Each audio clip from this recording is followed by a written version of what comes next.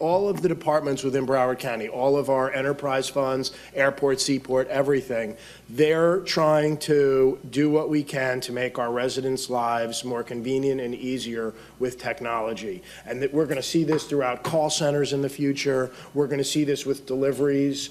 And the people that work in the innovation portion of Broward County are some of the most intense, innovative, and passionate people at what they do.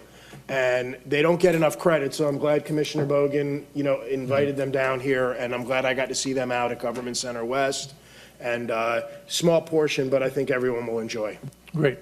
With that, I'll turn it over to County Administrator.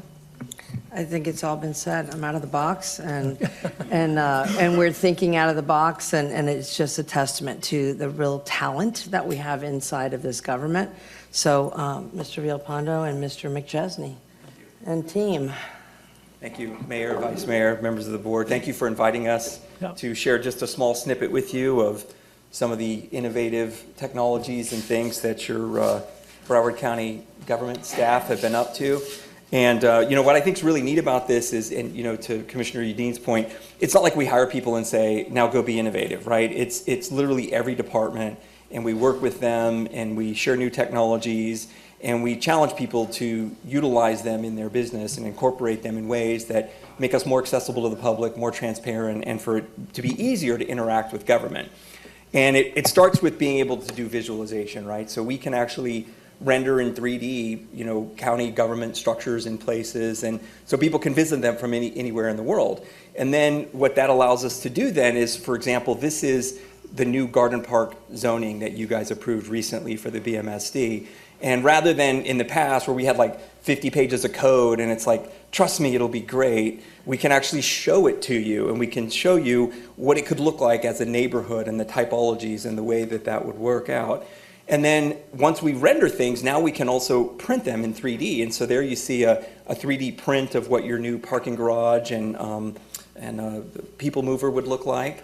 And then we can also do like little 3D movies. So we worked with the MAP here, the Mobility Advancement Program, to show them how the technology would work with all the surtax improvements to try to get them around the county more quickly. And so we're able to then take the movie and actually put it in VR, right? So now not only can you see a movie or us print something, but now you can actually put on these VR goggles and actually be in it and move it around and really get a sense of what this might look like when we make these changes to your neighborhood. And this is, I believe, the Apple Vision Pro here that we're showing in this example. But you all have one of these little 3D prints here of this is Garden Park, so people can actually put it in their hands.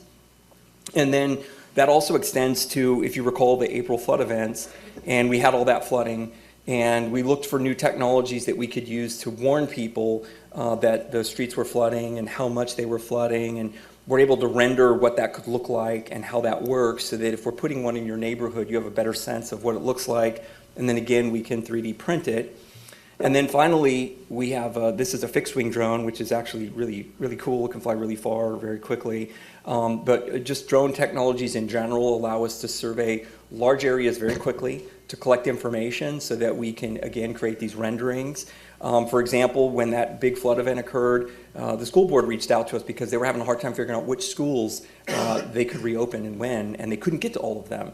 And so we were able to use our drones to go out and show them how flooded certain schools might be, and they were able to use that information in order to try to figure out whether or not the school was too flooded to open. And then this is an example also with a drone where we have LiDAR technology, which is like lasers, that can just quickly shoot everywhere and basically create a 3D representation of anything. You could be going 60 miles an hour in your car and drive past and collect all this information simultaneously. And then we can use that to create renderings, and again, to put people in that space, to show them what those changes would be, to help them engage with Broward County government, to show them what we're planning on doing. And then we can then further use AI that now can categorize those features and catalog them for us, so that we can begin to create maps and show where deficiencies are in infrastructure. So I don't want to belabor the point. That's just a very small snippet. We have some more snippets out there. To your point, all the departments, and there's a bunch of them engaged here. Monica has been hugely supportive. One of the hats I wear is I'm your Chief Innovation Officer, And Phil McChesney is your Assistant Chief Innovation Officer. He did Innovation Day. Without him, it wouldn't be possible. And of course, the Levon Center, can't thank you enough for your partnership and participation. They're a key part of this. And then all the departments, Dominic's here, your IT, everybody has been a part of this effort throughout every department. And all this technology is filtering throughout government, and you'll be able to see it, and we'll be able to use it to increase engagement with the public. So that's all. Fantastic, Yes. fantastic. Thank you. Thank you. Thanks for having us. Thank you very much.